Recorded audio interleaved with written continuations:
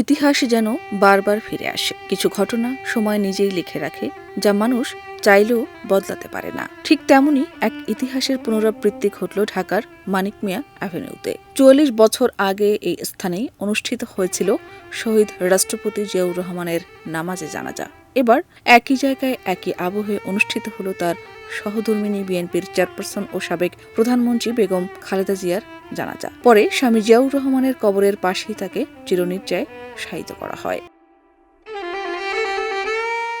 ১৯৮১ সালের ৩০ মে চট্টগ্রাম সার্কিট হাউসে সেনাবাহিনীর বিপথগামী একদল কর্মকর্তার হাতে নিহত হন রাষ্ট্রপতি জিয়াউর রহমান। বিএনপির অভ্যন্তরীণ সংকট নিরসনের জন্য জিয়া চট্টগ্রামে অবস্থান করছিলেন। দিনভর বৈঠকের পর গভীর রাতে সেনা অভিযানে তার প্রাণহানি ঘটে। এর ২ দিন পর ২ জুন ১৯৮১ সালে মানিক মিয়া অ্যাভিনিউতে জিয়ার জানাজা অনুষ্ঠিত হয়। জানাজায় ঢাকাসহ দেশের বিভিন্ন স্থান থেকে লাখো মানুষ অংশ নেয়। পরে সংসদ ভবনের উত্তর পাশে রাষ্ট্রীয় মর্যাদায় তাকে দাফন করা হয়।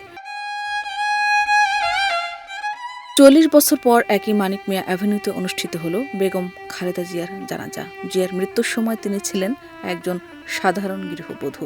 ২ ছেলে তারেক রহমান ও আরাফাত রহমান কোকোকে নিয়ে ছিল তার সংসার জীবন। রাজনীতির সঙ্গে তার সরাসরি কোনো সম্পৃক্ততা ছিল না। স্বামীর মৃত্যুই তাকে রাজনীতিতে নিয়ে আসে। কোনো রাজনৈতিক অভিজ্ঞতা ছাড়াই তিনি বিএনপির নেতৃত্ব গ্রহণ করেন। দীর্ঘ আন্দোলন সংগ্রামের মধ্য দিয়ে নিজেকে গড়ে তোলেন। পরবর্তীতে ৩ বার প্রধানমন্ত্রী নির্বাচিত হয়ে দেশের প্রথম নারী সরকার প্রধান হিসেবে ইতিহাসে স্থান করে নেন। খালেদা জিয়া স্বামীর আদর্শ ও রাজনৈতিক ধারাকেই ধারণ করে রাজনীতি করেছেন। তার মৃত্যু বাংলাদেশের রাজনীতির একটি দীর্ঘ অধ্যায়ের সমাপ্তি। মানিক মিয়া অ্যাভিনিউতে জানাজার মধ্য দিয়ে তিনি আবারও ইতিহাসের অংশ হয়ে রইলেন জিয়াউর রহমানের পাশেই। শাহনাজ পারভীন, দেশ রূপান্তর।